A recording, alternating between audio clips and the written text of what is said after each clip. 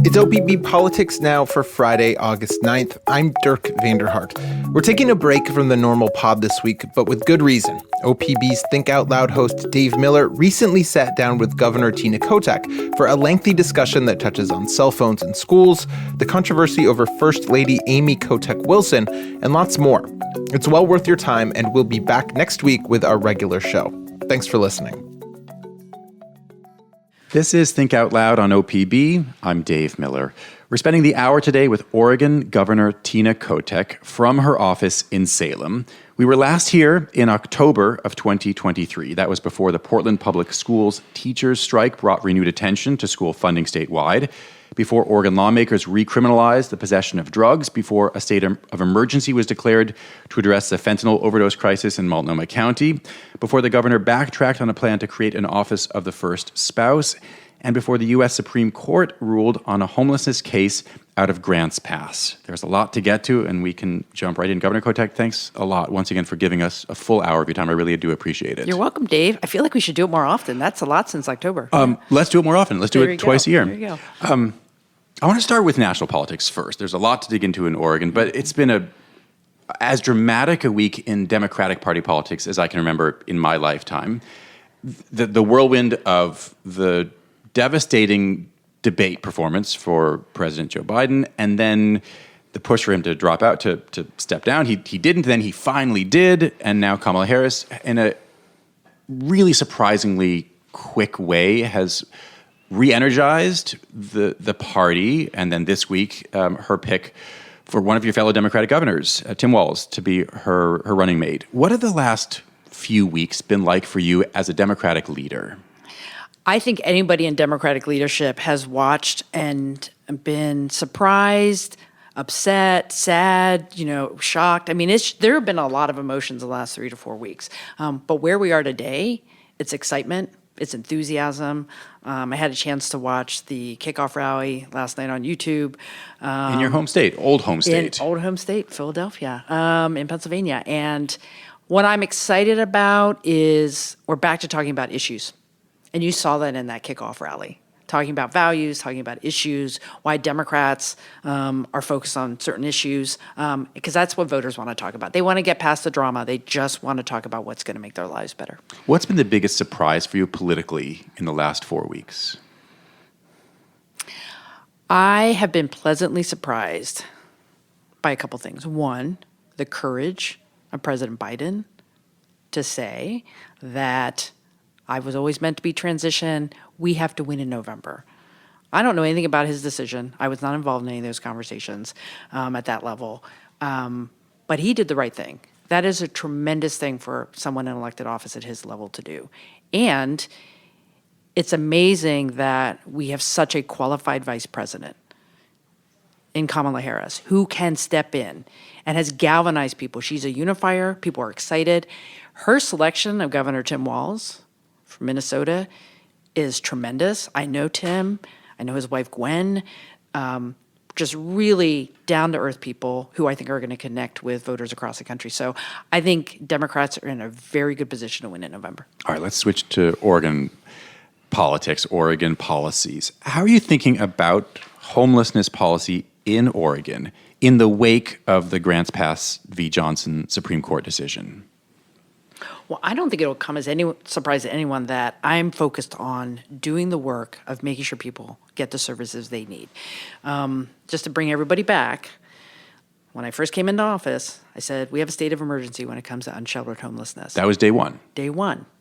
I re-upped that emergency beginning of my second year. We're not done there. We have too many people living outside.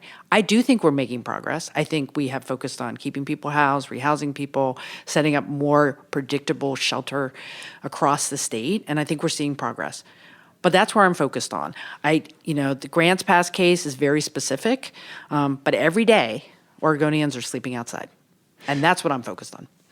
Portland Mayor Ted Wheeler has said he wants the legislature to define more explicitly what, quote, objectively reasonable, which is part of the time and place restrictions ordinance, or I should say state law, that cities, they can put in place restrictions on public camping in terms of time and place, but it has to be objectively reasonable. And he says he'd like lawmakers to define that more explicitly.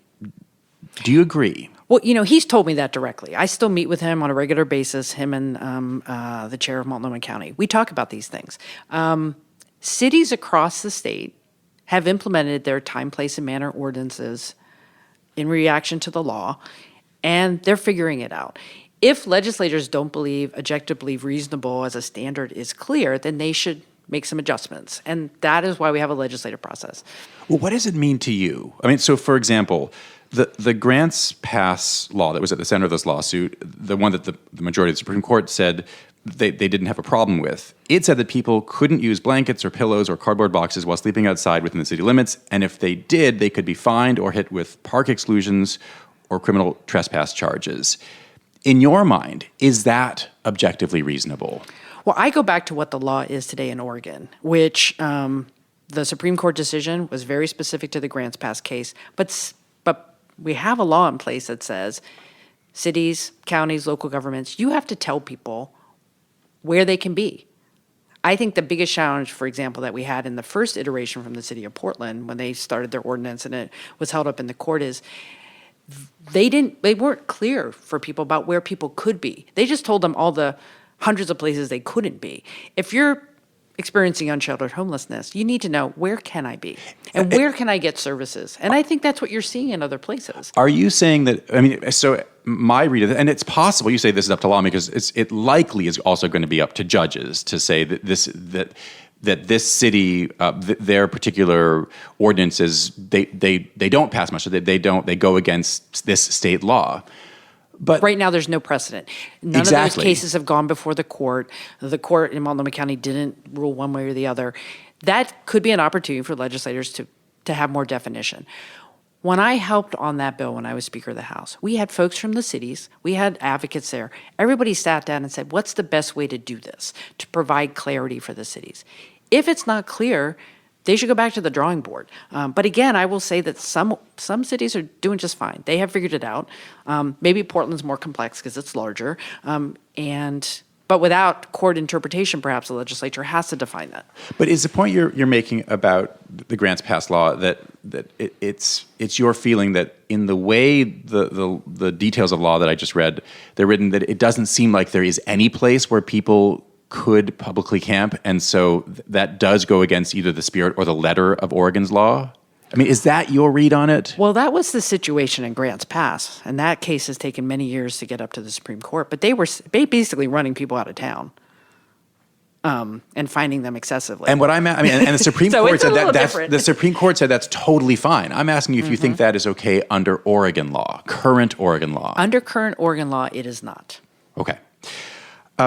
Ryan Hooper asked this question. We have a couple questions I want to ask you from listeners over the course of this hour. He said, it's been over a year since Executive Order 2303. In fact, it's actually been, that was January of 2023, so a year and a half or more. He says, and yet there are still encampments of homeless people. What are you doing to get those people into shelter right now, not 10 years from now? He says, even congregate shelter is better than a tent. So in terms of the biggest emergency on the street, what's happening? Well, when I put the emergency order into place last year and that we've re-upped, last year we set some very clear targets. We exceeded them all in terms of number of new shelter beds, how many people were rehoused, and how many folks that we helped not become homeless in the first place. There was success there. And what I would say to that listener is, we're digging our way out of a pretty deep hole. We are making progress. So where I'm focused now is continuing to have the emergency focus on around the state, making sure people have targets of making sure we can get people into shelter, into stability, into housing. I think our hardest challenge right now, and this goes to the bigger conversation about housing, is rehousing people. Because folks are ready to get rehoused once they've been stabilized for 3 to 6 months, but they don't have a place to go. So that is a challenge. That's why I'm also focused on housing production. But what I would say is we are making progress. What I've been really clear with around the state when I've talked to people in all counties is every community has a role to play. We need to have a system. We need to know what we're trying to achieve. And we have to have stable funding to maintain that. This won't be solved in a year, but we are making progress. And we need more housing for people to live in. And for those folks who are really struggling, who have been on the streets a long time, who frankly are pretty ill, we also have to talk about behavioral health, and we're doing that too. This isn't a one-time only type of thing. You have to help people get into the care they need. They need health care because they are literally traumatized by being on the street. You mentioned housing production. Let's turn there. That's one of your three biggest issues from the very beginning and still today. At the very beginning of your time as governor, you released this dramatically ambitious goal: 36,000 new homes to be built in Oregon every year, a 80% or so increase from the status quo level of production. In the big picture, where does that effort stand right now? Well, it's a very specific North Star for us to get to. And we're the newest numbers are showing we're kind of where we've been because we're trying to get some new tools in place. This year's legislative session, I had one bill, one priority. It was housing production. After my big council from last year came up with a bunch of recommendations. And we were successful. Legislature put significant resources. We're funding infrastructure improvements. It's hard to build new housing if you don't have water and sewer in some places. We said, if you meet certain criteria and you need to expand your urban growth boundary for land supply, here's an opportunity for you to do that. We've said, let's reduce red tape. Let's streamline. We've created a new office at the state to hold cities accountable for actually getting production done. And it is a really important start. And I anticipate over the next couple of years, we will see that number tick up in terms of housing production. But I think what's important for Oregonians to know is, unlike any other state in the union, I am trying to focus on all of it. Like, you need housing production. You need land supply. You need infrastructure development. We need a workforce to build it. We need investment capital. We have to get folks who are unhoused into housing. Literally, all of it has to be done.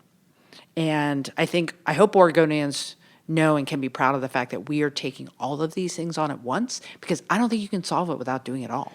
I think that this is true, that this is now our third conversation, and I think that in the first two, you've emphasized that there's not going to be a fix for this in 1 year or 2 years or 3 years, which seems objectively true. It also seems politically challenging if you're trying to convince Oregonians that this long train ride will yield results. Let's keep pushing because things are happening, but they take a while. That's a hard sell politically. I think it's honest. People want me to be honest. I'm pragmatic. I didn't get a magic wand with the job. But I'm curious what you do see then as the potential timeline.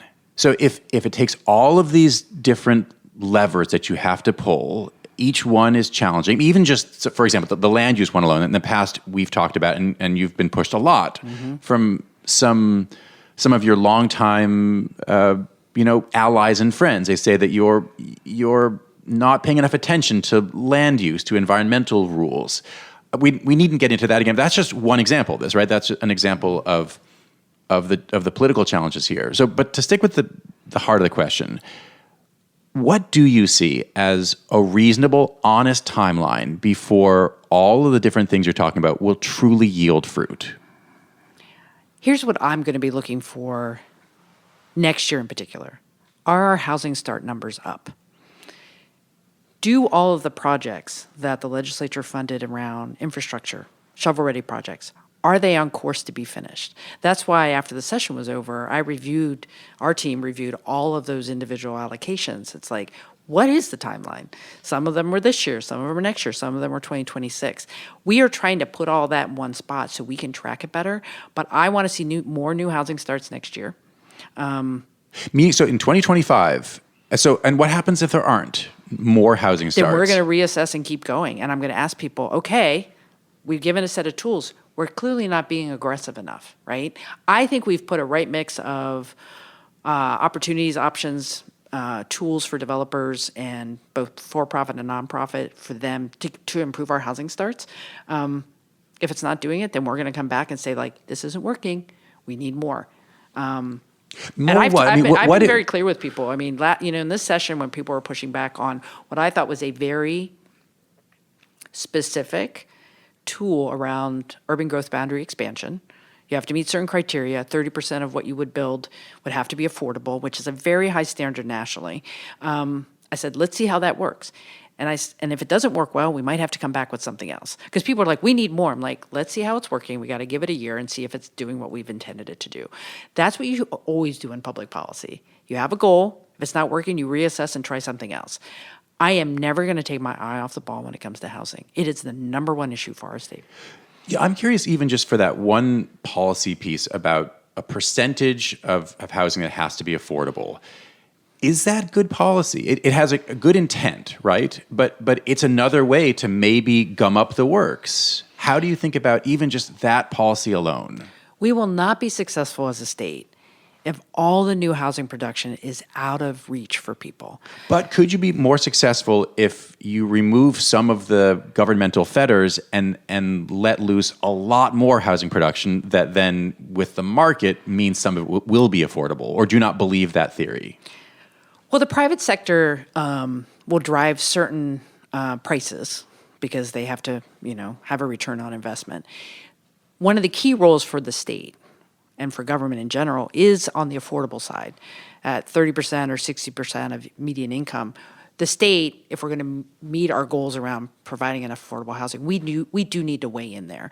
We also need workforce housing and things at higher price points. And the market will drive some of that, but we have to remove barriers for everyone to be able to develop. So that means hard conversations of how fast is our permitting going? Do we really need to can we have all the permitting done at once? I mean, one of my frustrations with Portland is, you have multiple permits you have to get. Can we make them simultaneous so the sooner people can get all the permits done, they can actually start? So those are really simple things, but oddly enough, kind of hard to accomplish. People in Portland have been talking about streamlining that for years now. We are working on it. I know they have a plan. I will continue to push on them because we have to do that. But back to your bigger question about affordability, let me give you an example. I was just in Medford last week and went to New Spirit Village. What's interesting about New Spirit Village is it is eventually going to be an 87 homes in a neighborhood. So it's a neighborhood of home ownership, of smaller homes that people can purchase, and it's in a land trust, so the overall prices will stay low. If you buy a house and you develop equity over time, you'll get to keep the equity if you sell. But the price point of the home will come back down based on the land trust model that is there. Tremendous opportunity. It was really important. It's a model I'd like to see around the state because here's the thing. We have to get away from housing being such an investment motivator, right? We have these large companies in our country buying up property for only one reason, to make money. People need housing. And if we don't come up with ways to say we have to have long-term affordability, we're going to price everybody out. And we will never solve our homelessness issue, and we will never solve what I think is creating an economic opportunity for everybody in the state. So there is a role for government. Honestly, what I'd really like to see out of the next administration, and hopefully a better Congress, is more help at the federal level. Because we could use some more federal help to actually do some of those things as well. I think sometime we should spend the entire hour on housing policy. We can talk about housing all day long. I know. I think we should. But I've got 50 other things to talk about. We'll be back on housing. Okay. I'm serious about that. Here's a question from a member of our audience. Som Subedi wrote on Facebook, I've seen low-income Oregonians struggling to understand, apply for, and receive essential benefits for food, medical care, housing assistance, childcare, and energy assistance. I know different programs have different funding sources and requirements, but why doesn't the state streamline these resources to make it easier for families? For example, they wrote, if a family qualifies for medical benefits, they're automatically evaluated for food, housing, or other assistance. Oh, I totally agree with that.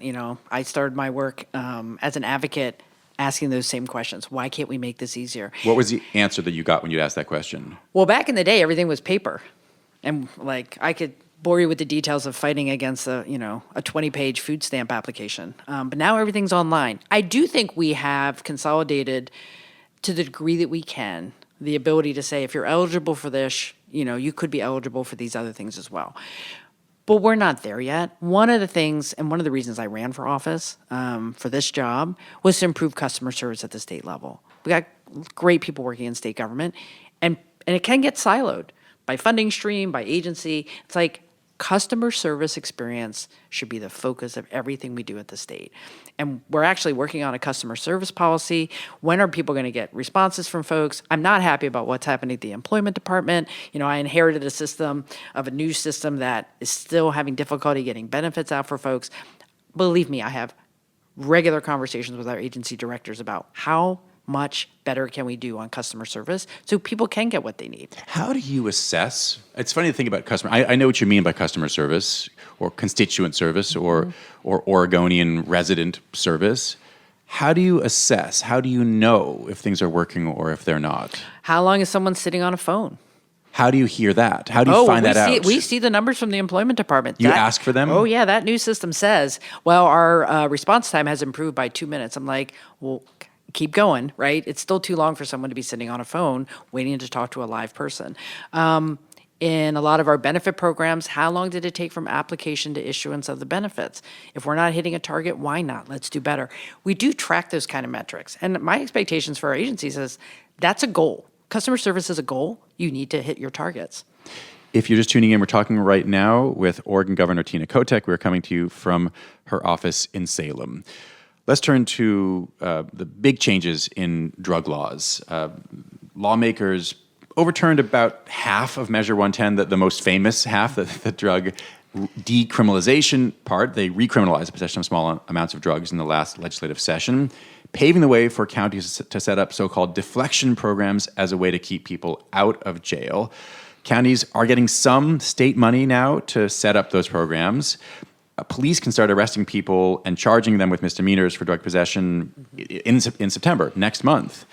How are you going to assess, speaking of customer service, not maybe the phrase we normally think of in terms of the criminal justice system, but how are you going to assess if these new programs are effective? Yeah, good question. I would use the word accountability. So the legislature listened to Oregonians, made some changes around recriminalization of certain amounts of possession, with the goal of saying we still don't want folks being their first stop jail. Is there a way to get people into something else, deflect them into treatment and services? And 2/3, I think, of counties in the state have said on day one, voluntarily, we will try to set up a deflection program. And we put some money aside, the legislature did. So what I've been doing is, are we on track? How many counties are doing it? Why are they not doing it? When can they start? Not every county will be ready on September 1, because I think they're being realistic. For those who are, is that money getting out the door? The applications are being reviewed. Is the money moving? I don't want to be any delay on our end getting them what they need. And we should understand it's in the beginning of this new way of doing business. We'll have to come in for the next 2-year budget and say, okay, is it working? Do they need more resources? I don't think we know yet. But I want to praise everyone across the spectrum, from our law enforcement, our DAs, to our service providers. People have been scrambling to figure this out because they know on September 1 they want to do a better job. And it's been impressive to watch, actually. And as you noted, so lawmakers gave counties $20 million to set these programs up. Unless I'm mistaken, no money yet for ongoing running of them. It's possible, it's likely that some number of people who are arrested for drug possession, who go into deflection programs, will somehow fail out of them and then go into county lockups. But they'd be going into county lockups in counties that have, almost all of them, dropped the number of jail beds that they have. In Multnomah County, there are 200 or so fewer jail beds than there used to be in something like 7 or 8 years. How are you thinking about that? I mean, there are going to be many more people who the state says should be behind bars for, say, 6 months, but counties aren't necessarily equipped right now to handle that influx. I think one of the biggest unknowns in all of this is, how many people are we talking about? How many people are law enforcement going to arrest and take them someplace for deflection? How many are going to go straight to jail because they've tried a couple times? I don't think we know at the moment. And certainly the startup money is not sufficient for long term. I mean, it was never meant to be. It was like the last 6 months of the biennium. So we'll be back next year talking about that. I do know that counties are trying to figure that out. And some counties are in a different spot. If you're a very rural, small county, you might be talking about 1 or 2 people. So what are you setting up for that number of people? And can you do that? That's why the behavioral health side of this equation is super helpful. Because I think most folks who connect with people with a substance use issue don't want them to go to jail. That's what Oregonians have said. So it's really incumbent upon us to make sure that treatment is available, at least regionally, around the state. And that's one of the things I've been focusing on. When I came in, gosh, it must have been the first couple months of last year when I first came in, I said, where's our plan on knowing how much capacity we need where for what? And nobody could answer that question. So I said, we need a study. We need to say, by region, what are the different types of treatment beds and treatment facilities that we need, both on the mental health and the substance side? And then let's build towards that. We now have that plan. That's what I'm building for my next biennial budget, is being like, okay, we know that these regions are short on these types of things. We got to do that. I don't want people to forget that it's not just about what happens when they talk to an officer. The goal is to get people into treatment. You were one of the leaders, along with Portland Mayor Ted Wheeler and Multnomah County Chair Jessica Vega Peterson, behind this 90-day fentanyl state of emergency in downtown Portland at the first 3 or so months of this year. We were told that it yielded better collaboration, better communication, better data collection. But we can, speaking of data, we can look and see that the numbers in terms of fatal overdoses, they haven't gone down. They were actually higher post those 90 days than they were during it, and they haven't gone down since then. What does that tell you? Well, I do know that we, because of the 90-day fentanyl emergency, have much tighter data collection on what is happening. So that could be just, now that we're counting it better, we have a better sense of what's happening. I haven't seen that that's the case. I haven't heard that fatal overdoses were not being tracked at all. I take your point, but I'm not sure that actually explains the numbers. It might not, but what I will say is I jumped on one of those calls, because during the fentanyl emergency, and these have continued, not daily check-in calls. But to hear all the different type of providers, emergency responders, the officers, the outreach workers on the street, discussing all the data, it was clear to me that, wow, this might be the first time everyone's sharing it in real time every single day. And then people can be like, oh, where's a hotspot? Or I'm dealing with this. I need help on that. That was a very significant outcome of this work. I know it might sound a little simplistic. Well, doesn't everybody talk to everybody all the time? Actually, they don't, right? And I said, everybody has to get together on a regular basis and work collaboratively together. And we saw some very specific projects come out of those conversations. We're obviously committed on the law enforcement side with the state police being there on a regular basis. So I think it's helpful for people to know, no matter all the good intent, if people aren't aligned in what they're doing every single day, you're not going to have as much success. And I think the fentanyl emergency really put everybody on the same page. And I think we are seeing benefits in downtown Portland because of it. Nike and Intel, two huge drivers of Oregon's economy, they're both struggling in different but maybe related ways. Their stock prices have dropped, their sales are down, and what matters most, I think, to many Oregonians, they're laying off employees. These are huge corporate entities in the state, both just as themselves as tentpoles and also as kind of leaders of two sectors that are important for the state, semiconductors and footwear or sporting goods, apparel. What does the fact that both of them are struggling right now, what do you think it means for our future?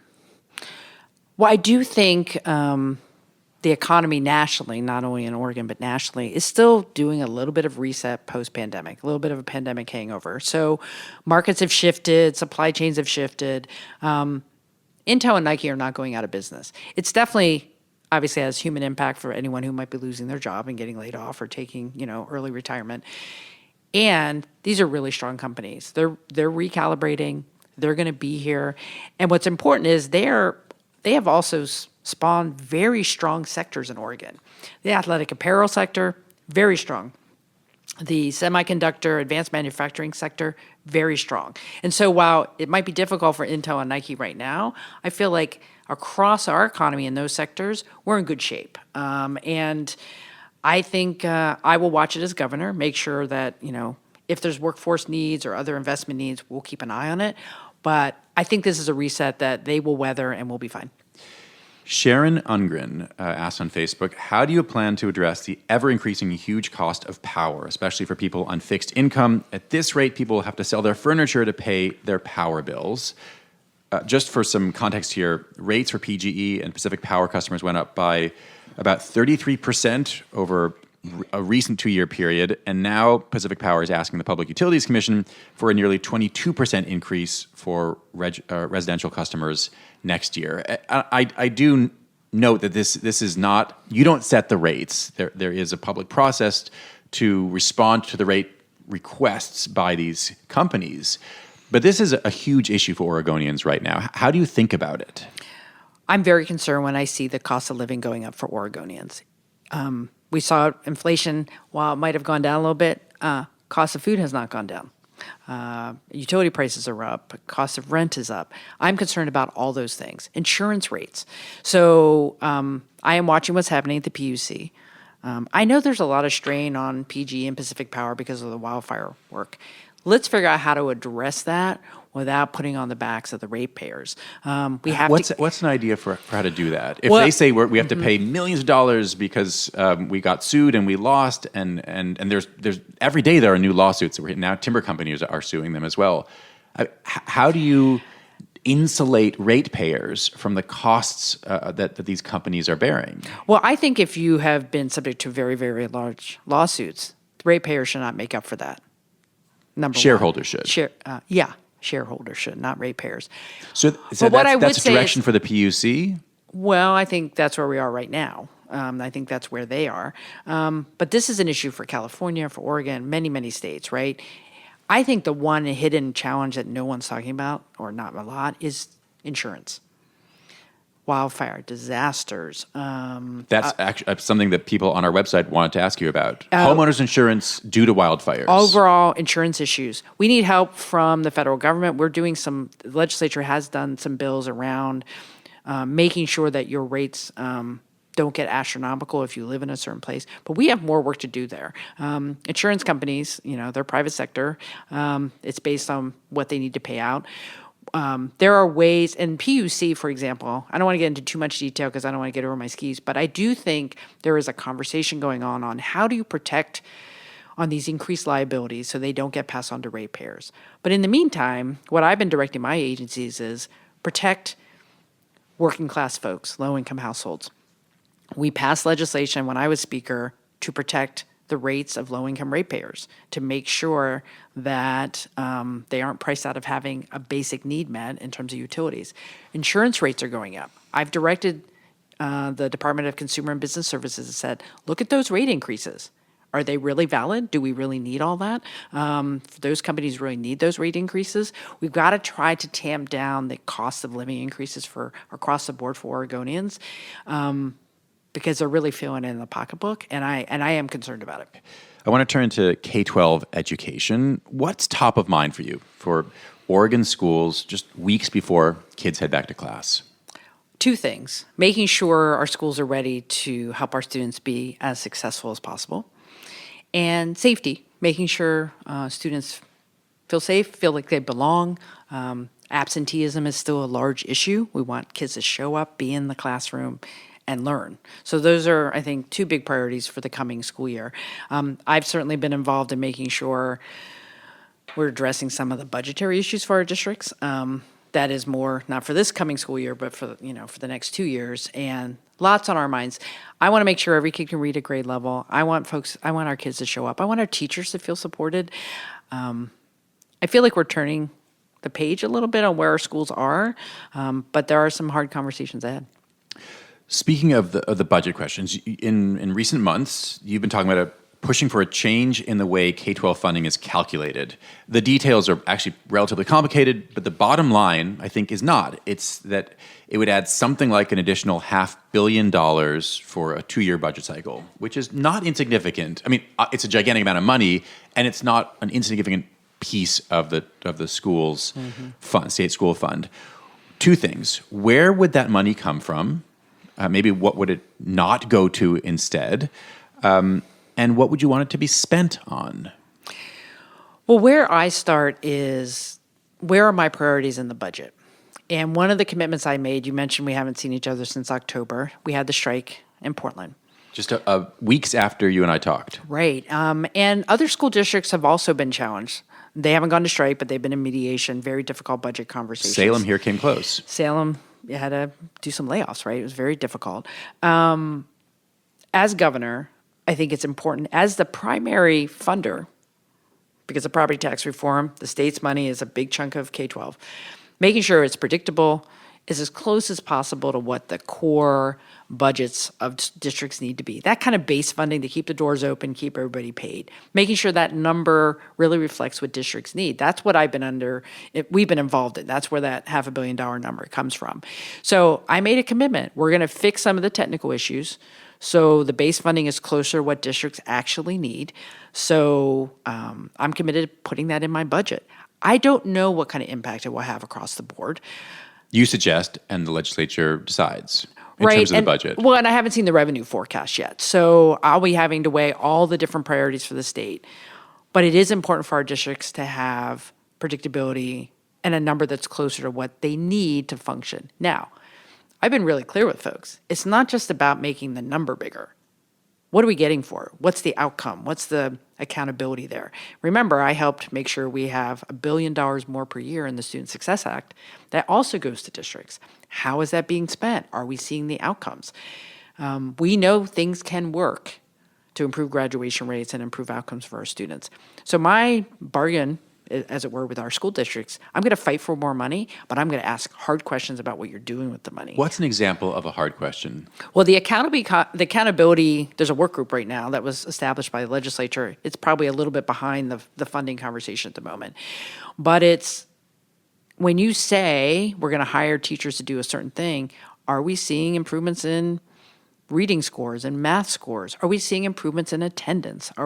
These are very clear things that you can calculate. It seems like the tough thing is not the question you're asking, but what you do with the answer you get from that question. That's really true, Dave, right? So we have an interesting situation in Oregon.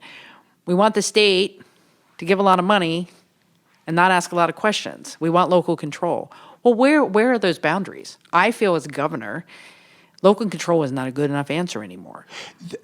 We have school districts who have budget problems because their school boards weren't really doing their job. The first time you and I talked, we delved relatively deeply into this, and it seems to me that you're a little bit more willing to take a harder line now than you were a year and a half ago, to say, yes, there will be local supportive schools, but I guess I'm wondering if you feel more ready to step in as Salem, as ODE, as the state, to say you're not providing students the education that Oregonians deserve. Do you feel bolder now? For me, it's always a process. The first step in the process for me was saying, are we doing our part on the funding side for the predictability of the base funding? I feel like I'm answering that question and committing to more resources. And the agreement, when I do that, is to say, and are we going to get better outcomes because of it? I think one of the things in the first year and a half of this job, I've realized how impatient I am with change. I want urgency. I want everyone to be uncomfortable and impatient that our numbers are bad. They're not bad everywhere, but every child has the ability to read. That's why I've invested so much of my time and political capital on early literacy. I've said we've got to teach better. We have to give educators better tools. We have to spend some dollars in communities on literacy because we have to improve our reading scores. So if people pick up anything, it's more like I'm impatient for change, and I think our students deserve better. One of the big issues in schools around the country right now is what to do about cell phones. And this is an increasingly rare, truly bipartisan issue. Not Connecticut, maybe them too, but Florida and California, which cannot have two more different nationally known governors, have both been addressing this. Education Week says at least 10 states have passed laws that do various things, either ban or restrict students' use of cell phones in schools statewide, or a kind of lower version of that, recommending that local districts enact their own bans or restriction policies. Those are very different ways to go. What do you want to see in Oregon? You've called for a statewide policy. You said there should be a statewide policy. I haven't seen you say what that policy should be. You could just say it's up to lawmakers, or you could say this is what I want to see. There is really strong bipartisan interest, House, Senate, Republican, Democrat on this issue. So I feel like they are poised to lead. And what I will say is my experience has shown it's better to have a statewide policy. Because if a child moves from district to district, don't you think they should have the best policy no matter where they go to school based on what the evidence says? And what the evidence is saying is having personal devices in a classroom on a regular basis distracts from learning, increases incidence of bullying and emotional deregulation. Why wouldn't every district want to do that? So I hope legislators go with a statewide policy that every district has to implement. Would you support a funded mandate that says if you're a kid in an Oregon school, you can't have your phone with you, and we will buy each of your district's pouches, and when kids walk in, they put the phone in the pouch. When they leave, they take the phone and go home, and they can be online as much as they want. Would you support that? I think I'm definitely open to that. Has this issue affected the way you think about your own cell phone use? I mean, we focus so much on kids. They're bad for kids. They're bad for kids. We should do something. It's adults who are saying this, and most of us who are saying this have phones on our persons all the time. Well, I've been known, and might have just even been this week, maybe last week, where I'm like, hey, everybody off your phone. I need you to nothing is your more. Your staffers are nodding their heads as you're saying Nothing is more this. annoying to sit in a virtual meeting or even in person. I think people are a little less, but it's like you can't be on your phone. You're saying that as the chief executive of the state because you feel like people aren't listening to you? Yeah, it's like people need to be paying attention in the meetings. It's like as a governor, if I can sit through an hour meeting and not look at my phone, you can too. And so I do think it's important. Okay, but you answered that question as a manager of other people, but the question was about your own use of phones. Well, I think it's actually kind of funny. I have a very out-of-date iPhone that I rarely look at. In fact, I probably need a new one. So I'm a little bit of a Luddite. I don't spend my time on my devices. I want to go back to the schools, though. What's really kind of intriguing to me is we do use a lot of devices in our schools now. Yeah. The Chromes, whatever. Kids have their tablets. There's tons of testing is on computers. They are school tools now, right? So getting the message right is important. It's like devices aren't bad, but your personal device, set it aside, focus on what you're doing. And for students, that means learning when you're in the classroom. This connects to another comment we got on Facebook. Maureen Hinman wrote, there's been an increased focus on behavioral health in the legislature, but nearly all investments have focused on adults. When is our state going to make an investment in the mental health of children and youth, especially given our last in the nation ranking of youth mental health? I really appreciate that question. We have been focusing on the adult side, primarily because we have been trying to assess where we are on the children and youth side, looking at the workforce, looking at the capacity. We will make progress, but I don't think we completely understand what we need. We have some children Do you really not understand? Don't we need more support, more mental health specialists who focus on children, more inpatient and outpatient services? I mean, just more of everything. Well, we definitely... Or is that too simplistic? Well, we definitely have some young people who are very acutely ill. It's horrible. We have some serious mental illness and or substance use for young people, and they need very high-level needs. And so understanding that, how we pay our providers differently so they can be available. Sometimes we pay them after the fact. Maybe we should just say, you're always going to be open. When it comes to a kid, we want you to be open no matter what. That's a funding issue, and that's something we need to take up. When it comes to every young person, I'm committed to working on the social and emotional health of our kids in our schools. We've been through a traumatic experience as a world, as a country with the pandemic. Kids don't feel like they belong. They feel isolated. I would like to also spend some time on those broader underlying emotional wellness issues so we can stave off those more serious issues. That is a different conversation. That's about giving adults, parents, educators better tools. That's encouraging young people to talk about it themselves. I've been meeting a lot of young people when I've traveled around the state. They're so inspiring. They know what they need. In fact, one of the reasons I'm so strong on the cell phone thing, and why I think it's really important, is I heard from a young person at a conference who's like, these things are really destroying our lives. Young people know it. They want us as adults to protect them and give them the ability to be kids. So I know a lot of parents are struggling with their kids right now. So what can we do in the schools to just have better conversations about mental wellness? That will help us, I think, long term from kids becoming really, really ill. I want to turn briefly to the issue of the role that your wife, First Lady Aimee Kotek Wilson, has played or might play in the future in your administration. 3 of your top staffers left your office in March after raising concerns about her role. That led to some public questions. And then in May, you announced that you had shelved plans for the creation of an Office of First Spouse. Something it's worth saying, folks may not know, that versions of that do exist in other states. This was not an Oregon invention. I'm curious first just how you think, it's been a little while since all of that happened, how you think about that whole episode now.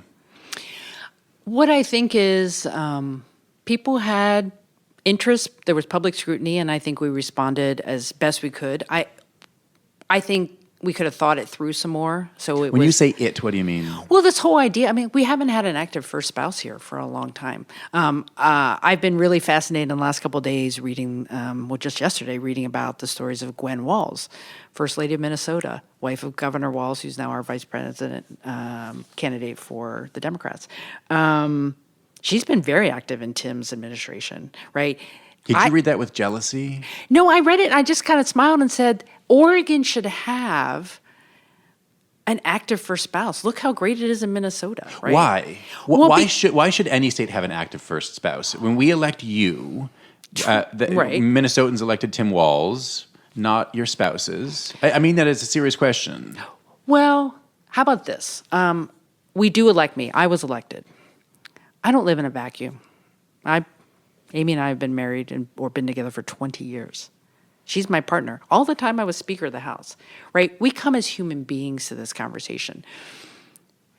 What the Ethics Commission has said here in Oregon is if a first spouse is a volunteer and has no financial benefit, they can be involved. That came out relatively recently. Yeah, and it's very clear. I'm like, So did that give you, license, sort of either legally or just more sort of just in yourself to revisit this and give your wife an expanded role? I think what it's been helpful is setting those sideboards, understanding that whatever ethical concerns people had, I think has been very clear. Here are the sideboards, and she has been a volunteer since day one.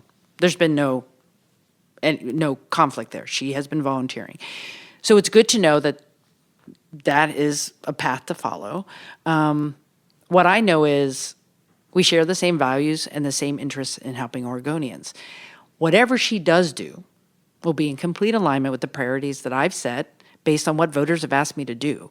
I'm like a coach for a team. I want to make sure we have as many players doing whatever they can. The First Lady can have a role.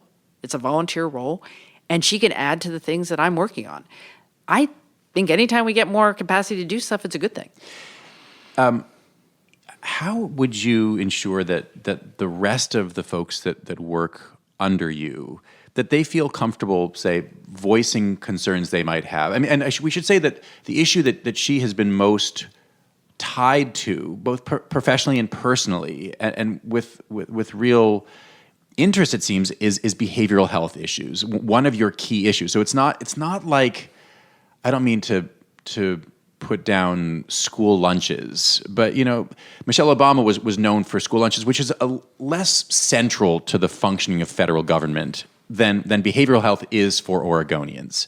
I only bring that up to say that we're talking about some of your key priorities. How do you have her work on something like that, say, and have the other people who are working with you feel comfortable, say, voicing concerns, or if there's some staffing issue, how do you deal with that? Well, I think everyone should have a work plan and there should be clear parameters. Remember, the First Lady is a social worker. She worked in the field. A lot of my understanding of the challenges out there for very vulnerable people has come from her professional experience, elaborating on where we need to have change. I have plenty of staff, and there's plenty to do. Her role would be to augment that, not to get in the way, but to say, like, I have a value here because this is an issue she knows about, cares about, and people care about. And I think that's the key thing. We've talked about a lot of issues today. There are a lot that we didn't get to. But I'm curious if there's an issue that is important to the state right now that you think does not get enough attention at the state level. Well, I hear about a lot of things. So I think probably from the public, we don't talk about everything that goes on. But here's one thing that is particularly top of mind, and not just because of fires. Community resilience. I've noticed over the years, it's an important topic when things are going badly, and then we somehow walk away from it. We have to stop walking away from it. The world has changed. Ice storms, heat waves, fire. Our communities have to be better ready. Individuals have to be better prepared. We're going to have a conversation with the legislature about committing to dollars for how the world is changing so communities can be resilient and be ready when things go wrong. This has been a tremendously bad fire season already. More than 1.25 million acres burned. We've been really fortunate in how we've been able to protect people and property, but there is a cost. We all have to change how we look at the world, and I think the legislature has to start investing in resilience a lot more. Governor Kotek, thank you very much again for your time. I really do appreciate it. You're welcome. That's Governor Tina Kotek from her office in Salem. That was OPB's Dave Miller speaking with Oregon Governor Tina Kotek. We'll be back next week with more political news from across the Pacific Northwest. Until then, you can find all of OPB's reporting at opb.org. Thanks for your support, and thanks for listening.